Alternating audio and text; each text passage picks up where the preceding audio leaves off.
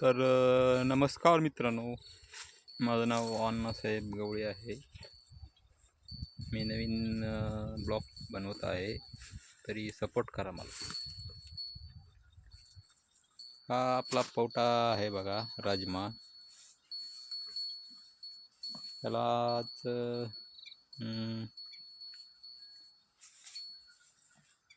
60 दिवस झाले, 60 नाही 65 दिवस झाले बघा.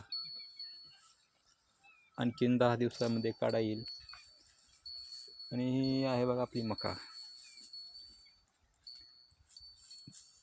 तिकडे पलीकडे ऊस होता.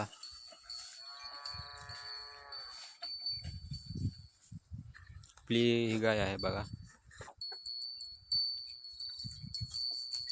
10 लिटर दूध देते, 10.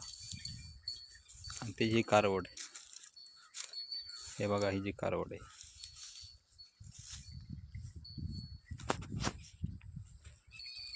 तर कोण कोण शेतकरी मित्र व्हिडिओ बघताय त्यांनी सांगावा पोटा कसा आहे. हे बघा कसा आहे, तरी भरपूर शेंगा लागले आहेत त्याला.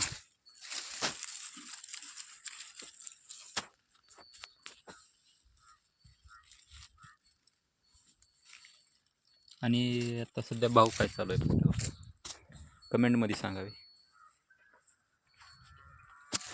मी नवीन असल्यामुळे मला काय आणखीन एवढं जमत नाही, तरी हळूहळू प्रयत्न करेल मी. तुमचा फक्त सपोर्ट राहते भावांनो.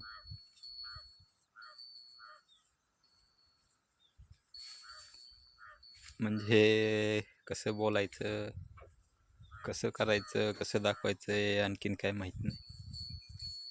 हळूहळू शिकेल. चला तुम्हाला आणखीन एक जुगाड दाखवतो, डुकरं पळवण्याचं. डुकरं बघा, हे असं वारं आलं ना, असं वाजते. हे असं वाजल्यावर डुकरं भिवून पळतात. मी तर आणखीन नाही बघितलेलं डुकरं पळून गेलेली भिवून, पण म्हणतात म्हणून ते बांधले आमच्या.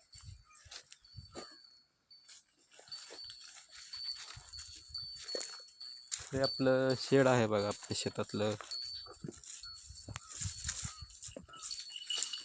आणि ह्यांचं पण घर दाखवतो तुम्हाला. ह्यांचं घर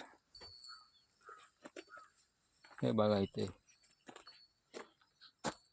ह्यांच्या घराला कुलूप लावलेलं आहे सध्या, कुत्रे आतमध्ये जाऊन बसतात म्हणून. हे बघा, हे आपलं आंब्याचं झाड आहे, पेरूचं झाड आहे.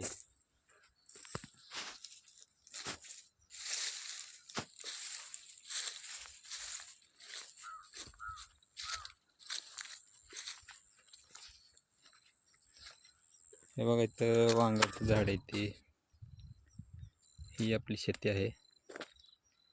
इथं कांदे लावले आहेत, लसूण आहे.